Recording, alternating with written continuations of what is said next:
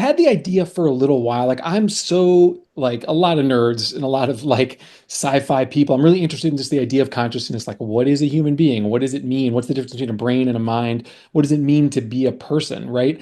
And like I feel like it's a sort of there are still and there always have been sci-fi authors who are particularly interested in this subject matter, right? Like folks like Philip K. Dick, William Gibson, like I mean, there's just a tons. And like I just thought I've always thought it would be really a fun idea to use a character like that as the protagonist of their own story. And so at some point I had this idea of like, well, what if this guy was a sci-fi author who wrote a ton of books in the 70s and then he dies in the early 80s and then he wakes up now in a motel room and he doesn't understand why. He doesn't know if it's him or if he's a clone now or if it's a digital download of him or if he's an alien. And he's like, basically, it's a mystery story, but the mystery is, what am I doing here? You know, how did this happen?